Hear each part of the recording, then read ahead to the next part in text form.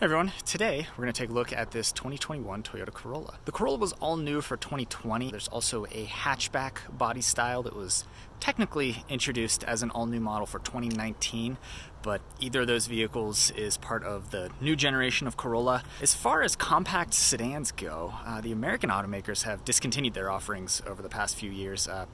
Just about 5 years ago, you had the Dodge Dart, Ford Focus, Chevy Cruze. None of those vehicles are built anymore, as the American automakers have shifted their focus toward SUVs.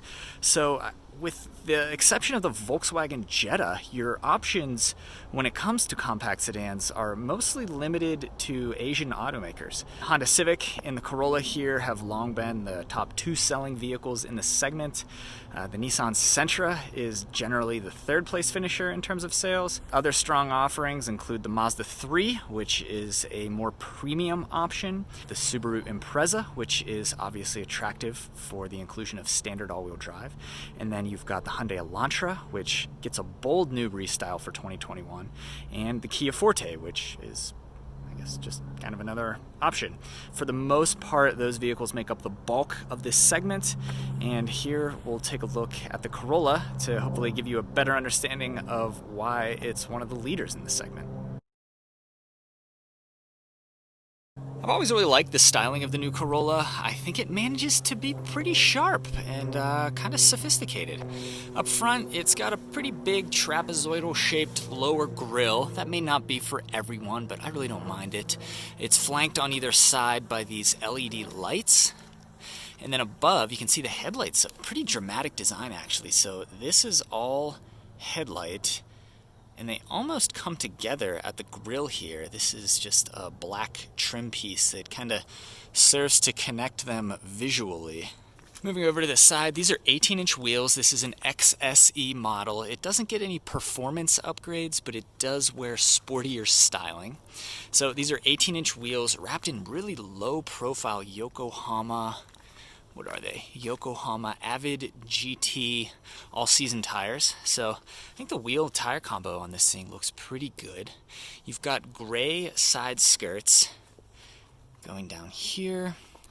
Moving around to the back, I like the rear styling of this vehicle as well. So taillights, obviously this area, but they're connected visually, again, just visually, by a black trim piece that runs between them there. And then down below, you've got a simulated grille and then a single outlet exhaust, but you get dual tips on this XSE model. Take a look inside the trunk. It's got, like most vehicles today, an electronic release. Pretty generous trunk space. I want to say that trunk volume of the new Corolla is on par with what you got in the previous generation Camry. It's pretty close. This vehicle has grown over the years, and a compact sedan of today is about the size of a mid-size sedan from a decade or so ago.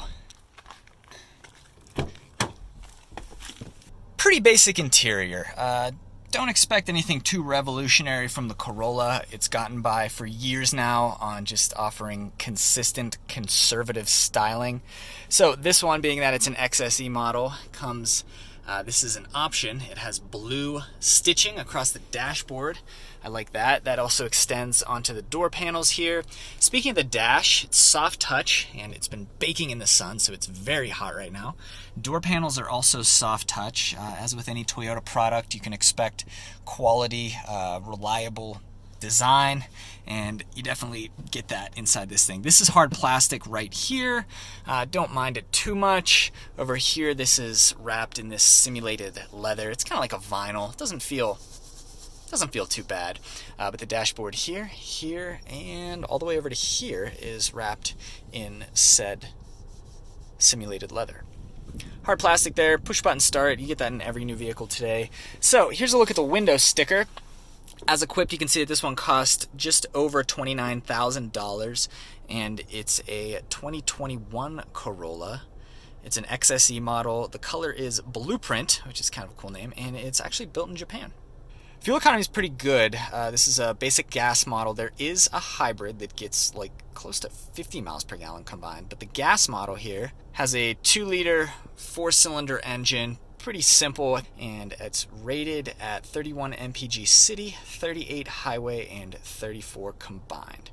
I should add that that engine comes paired with a continuously variable automatic transmission. Pretty basic, about the powertrain you'd expect from a compact economy sedan. You do get paddle shifters on this XSE model. One of the additions for 2021, and there really aren't that many aside from a few available appearance packages, but one of the main additions is the presence of Android Auto. So I think 2020 models came with Apple CarPlay, but 2021 models now get both Apple CarPlay and Android Auto. Being that this is a fully loaded XSE model, you get heated seats. There's also a wireless charging pad right here. Electronic parking brake, not much else. If you've been in a modern Toyota, you probably recognize this steering wheel. One nice thing about modern Toyotas is that they all come standard with Toyota Safety Sense, which is Toyota's suite of active safety features. So right now I'm showing you the sensor for, I believe, the radar cruise control, lane keep assist, and automatic emergency braking. You also get automatic high beams, which are an awesome feature when you're driving late at night. Down here is the button for the automatic high beams. This one also has blind spot monitoring with rear cross traffic detection. That is an option, though it's available pretty low down in the trim level hierarchy. I'd definitely recommend selecting it. You can also see that this XSE has an adaptive front lighting system. Finally, you do get a sunroof, pretty standard sized sunroof above here. In addition to sunroof controls and some light controls, you get Toyota's funny little SOS button here, so it comes with its own shield so that you don't inadvertently press it. Sun visors have these extenders on them, so let's see. So there you go, decent coverage. I like the kind that slide out from the pivot point here, but these aren't so bad. I've seen worse. I think that about covers the front passenger area. Let's hop in the back.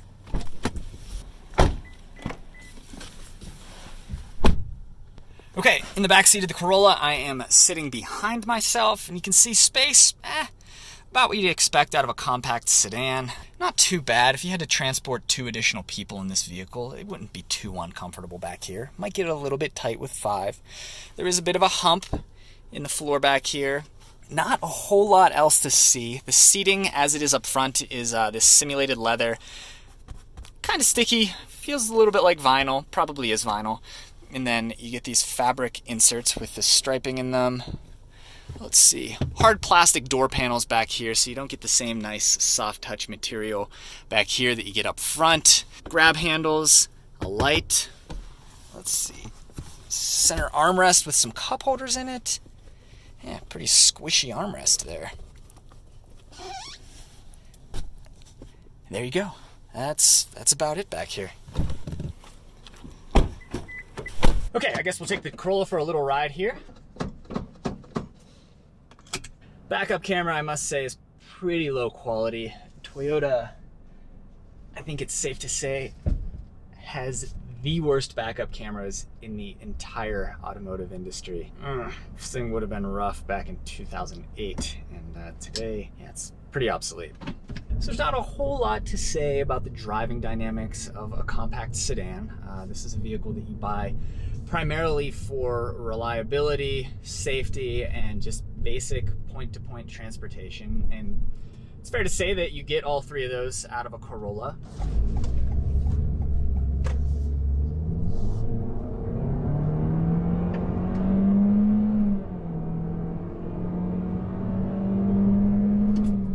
There's 50 miles per hour.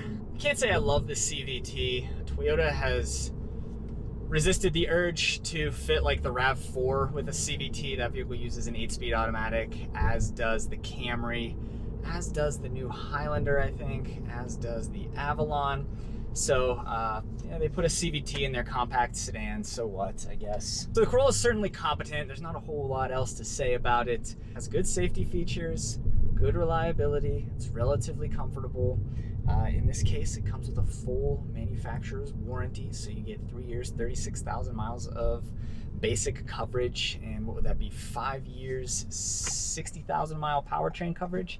So that right there is a benefit to buying new versus used.